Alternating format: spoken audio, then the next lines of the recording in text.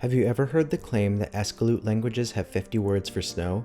It's a bit of an oversimplification and mostly a myth, but in the Yupik language of Southwest Alaska, there are at least 8 different words that mean mask. What is the role of masks in Yupik culture, and why do Yupik have so many words that mean mask? Let's put on our seal gut parkas, gas up our snow machines, and find out. Before we begin, a disclaimer. There are many Alaska Native mask traditions. Sometimes masks made by other groups, such as the Inupiat, are lumped together with Yupik masks. However, for the sake of scope, this video will only focus on Yupik masks and traditions. Also, despite the linguistic fun fact in the intro, I don't speak Yupik, and since it has non-English sounds like velar and uvular fricatives, you should take my pronunciations with a grain of salt. With that, the Yupik people first migrated to Alaska from Siberia thousands of years ago via the Bering Strait. Like many Siberian cultures, the traditional Yupik religion is shamanistic, meaning each village had a shaman to perform spiritual and medicinal duties. This shaman, or Ngalkuk, was usually but not always a man. Since shamans chose the apprentices they wanted to succeed them, the position was most often passed down patrilineally. One of the shaman's roles was to cure injuries and diseases. Snow blindness was a common injury, and it could be prevented by wearing snow goggles. These goggles had a horizontal slit shape that reduced the amount of light that could enter the wearer's eyes. If you got snow blindness anyway, the shaman might instruct you to wash out your eyes with traditional medicines such as human urine, human milk, or cranberry juice. Shockingly, these methods aren't very popular anymore. Shamans also acted as therapists to the village, helping people process their emotional problems. Grief was thought to be one of many causes of illness, so it was important to address it. Shamans also enforced taboos, such as one that said that if a woman touched a man during her menstrual period, the man she touched would become less sneaky while hunting. There were also strict gender roles that shamans enforced but did not have to follow themselves. For example, although men were hunters in traditional Yupik society, male shamans didn't have to hunt. Men also lived separately from women in a large sod house called a qasil. Shamans, however, could sleep in the women's houses even if they were male. Shamans were also believed to have magical abilities. By entering a self-induced trance, they could project their souls onto the moon, into the land of the dead, or under the ocean. They could also travel to the future, making them clairvoyant. One famous shaman from Yupik oral tradition is named Isi Sayok. Isi Sayok predicted the arrival of white men on a ship and asked for a mask based on his vision to be carved. This is a good illustration of the process by which masks were traditionally made in Yupik society. Usually, a person would have a dream or vision and then either carve the mask themselves or, like Isi Sayok, direct someone else to carve it. Teaching mask making is largely uninstructive. Students watch and observe as mask makers carve and then attempt to carve masks themselves. A carver can make one mask at a time, but traditionally, they were often made in pairs. Yupik masks are carved from driftwood, rather than the ivory and baleen used for other crafts. Decorations and moving appendages are then added to the central wooden carving. One of the most common decorative elements is a shlangwok, a bentwood hoop that represents the universe. Other common attachments include caribou fur, woven grass, wooden fringe, and other small carvings. One iconic feature of Yupik masks is the decorative hands. When hands are added, they never have thumbs. This is done for various reasons, such as to keep spirits from grabbing the wearer. There are 3 colors used to decorate Yupik masks: red, black, and white. Red is made from ochre or alderwood bark, white from clay, and black from carbon-rich materials such as charcoal or graphite.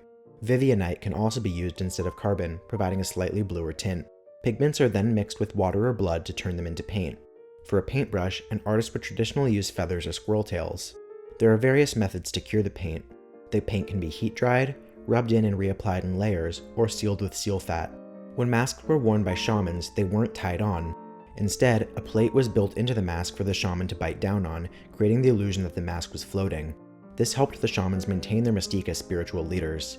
Explained Yupik elder Paul John, "They call those nepjatot, the masks they say the Ngalkut fused to their faces, and not many of them were able to do that. Although the Ngalkut placed the mask on his face without a string to hold it there, it would adhere to his face and not fall off." Nepjatots were considered very powerful. In one story, a man disrespects a shaman's mask by smearing poop across it. Later, the man is disemboweled and nearly killed by 2 grizzly bears with white streaks across their faces.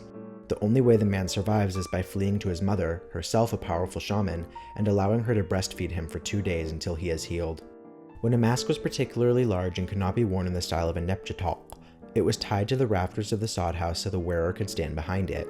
Despite the constraint of a mask's weight, one common story in Yupik oral tradition describes shamans wearing kayaks as masks to show off their strength.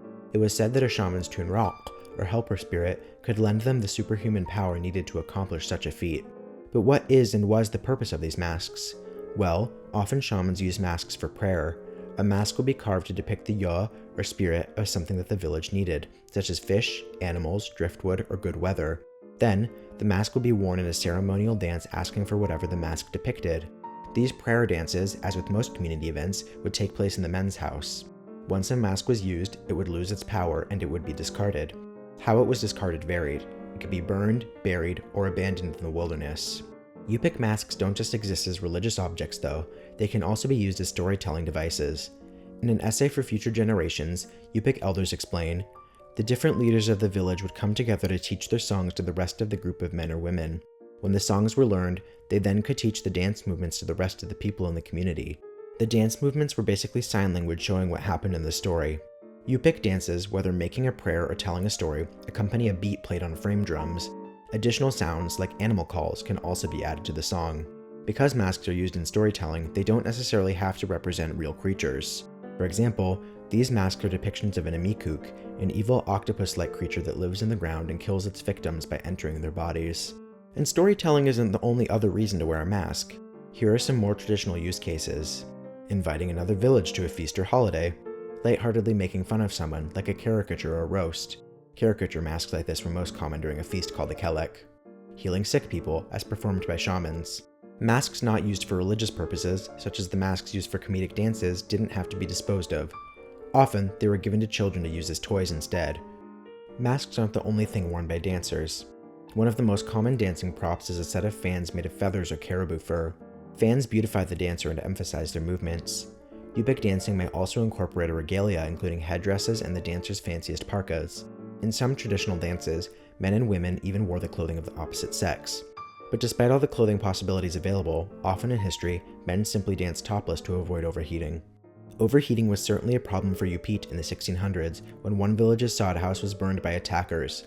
This took place during a time known as the Bow and Arrow Wars, a conflict spurred by diminishing resources. The burned-down house, located near the modern city of Quinhagh, was later excavated over a period of years starting in 2009. Many centuries-old objects were found preserved in permafrost, including some masks which still have details like paint remnants and antler attachments. The various artifacts found at the site provide historical evidence of how Yupik lived long ago. I would highly recommend checking out nunashyak.org, a digital archive of the various objects discovered at the site, to see more. Preservation of Yupik art objects didn't just happen as an accidental consequence of warfare though.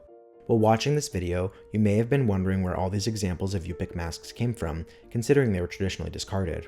Well, the story begins in the early 20th century when Adams Hollis Twitchell, a gold rush trader, arrived in Alaska. Twitchell bought and was gifted various masks during his time spent around Yupik culture. Twitchell then sold these masks, and they ultimately ended up being collected by surrealist artists such as Max Ernst. The surrealist art movement valued Yupik masks, with masks that depicted multiple animals at once being the most prized. However, it should be noted that the practice of collecting Yupik art did not come entirely from a place of appreciation. Surrealists valued these masks because they believed the mask represented a primitive, savage, and pre-civilized way of thinking. This is obviously reductive, as mask making has deep religious and cultural significance. Luckily, there were contemporary thinkers who dismissed these racist ideas, even in the same artistic circles.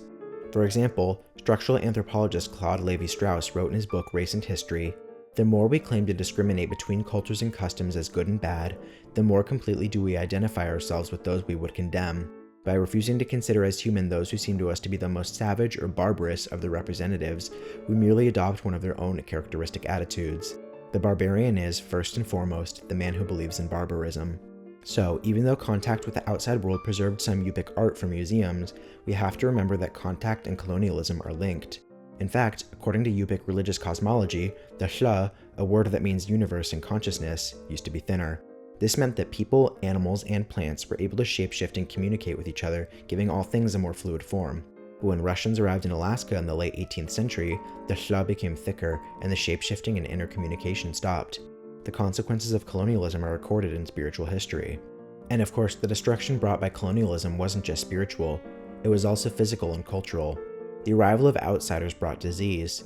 Smallpox and influenza in particular killed thousands of Alaska natives, despite vaccination efforts from the Russian-American company.